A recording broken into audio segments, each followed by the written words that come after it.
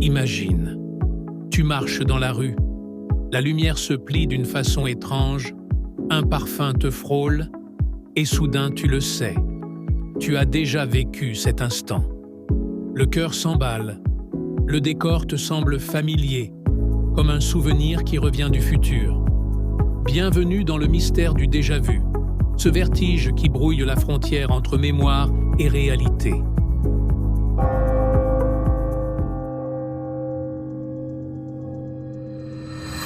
Écoute ce témoignage. En entrant dans une librairie, j'ai su exactement quelle cliente allait parler et quelle phrase elle dirait. Et tout s'est produit comme prévu. Ce récit d'une étudiante a été étudié par le neurologue Vernon Knepp. Un autre voyageur, suivi par le psychologue Chris Moulin, raconte qu'en flânant dans un marché provençal, il avait l'impression d'avoir déjà pris chaque pas, respiré chaque odeur, entendu chaque cloche. Il pouvait presque prédire les gestes des passants. À l'hôpital de Lyon, une patiente épileptique décrivait la sensation d'avoir déjà été là des centaines de fois, alors qu'un électroencéphalogramme enregistrait, à cet instant précis, une activité inhabituelle dans son lobe temporal. Ces expériences ne sont pas rares. Près de 2 personnes sur 3 affirment avoir déjà ressenti ce frisson. Mais qu'arrive-t-il exactement dans notre cerveau lorsque l'instant présent semble être un souvenir?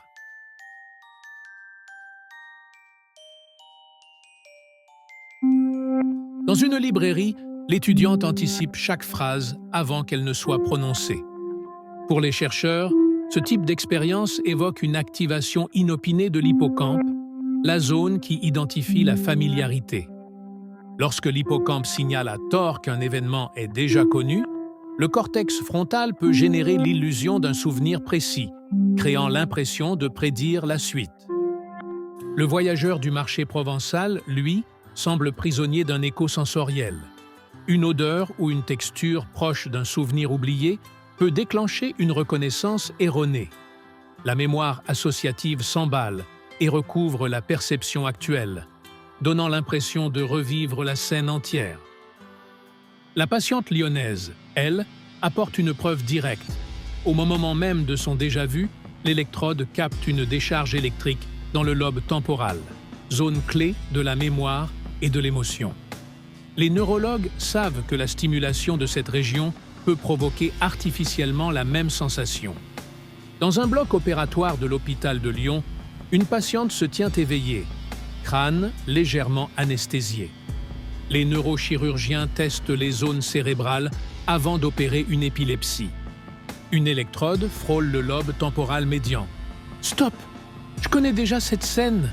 murmure-t-elle, yeux écarquillés. La pièce, le bourdonnement des machines, la voix du médecin, tout lui semble déjà vécu. Sur les écrans, les chercheurs voient une décharge électrique parfaitement corrélée à son cri. En quelques secondes, le déjà-vu vient d'être reproduit sous leurs yeux. À l'Université du Colorado, l'ambiance est moins clinique, mais tout aussi fascinante. Les participants portent un casque de réalité virtuelle et se déplacent dans des décors labyrinthiques. Les couloirs sont presque identiques, mais chaque détail, couleur d'une porte, emplacement d'une lampe, change subtilement. Les volontaires progressent, confiants, jusqu'à ce qu'un frisson les saisisse. « Je suis déjà passé ici, je le jurerai. » Les capteurs mesurent leur rythme cardiaque, leur micro-expression. L'hippocampe, suivi par IRM fonctionnel, s'illumine d'un signal de familiarité alors qu'aucun chemin n'a été répété. Les chercheurs notent, le cerveau confond la ressemblance avec le souvenir. D'autres laboratoires utilisent une méthode plus insidieuse. La liste de mots truqués. On projette des séries comme oreiller, nuit, rêve, lit, mais jamais le mot sommeil. À la fin, la plupart des volontaires jurent avoir vu ce mot absent. Leur scanner montre la même activité hippocampique qu'un souvenir réel. La reconnaissance peut donc être fabriquée. Ces expériences, du bloc opératoire à la VR, révèlent un point commun. Le déjà-vu surgit lorsque les circuits de la familiarité s'activent avant ceux de la mémoire détaillée. Un infime décalage, et le cerveau crie « J'ai déjà vécu cela », même quand c'est impossible. Pour expliquer ce mystère, les scientifiques avancent plusieurs mécanismes. Un décalage entre perception et mémoire qui fait enregistrer 2 fois la même scène. Une information sensorielle qui atteint la mémoire implicite une fraction de seconde avant la conscience.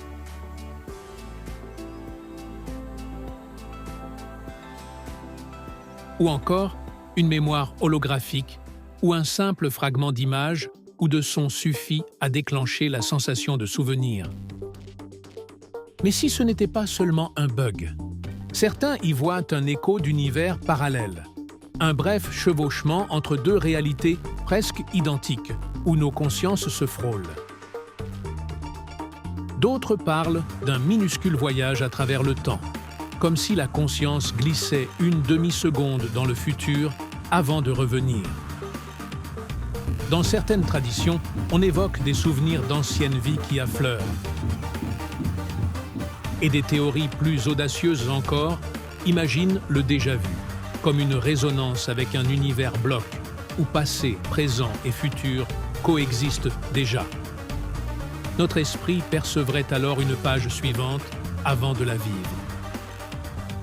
Rien de tout cela n'est démontré, mais ces hypothèses nourrissent la fascination. Peut-être que, pendant une fraction de seconde, nous touchons un réseau de réalité où le temps n'est pas linéaire. Alors, la prochaine fois que ce frisson vous traverse, souvenez-vous, vous n'êtes ni fou ni seul. Le déjà-vu est à la fois une merveille de la neurobiologie et peut-être un clin d'œil d'une réalité plus vaste, un pas de côté dans le tissu du temps. Si ce voyage dans les mystères de la conscience vous a captivé, likez la vidéo et abonnez-vous à Mystères et au-delà. Ne manquez aucune exploration. Chaque semaine, une nouvelle porte s'ouvre sur l'inexpliqué. Mystères et au-delà.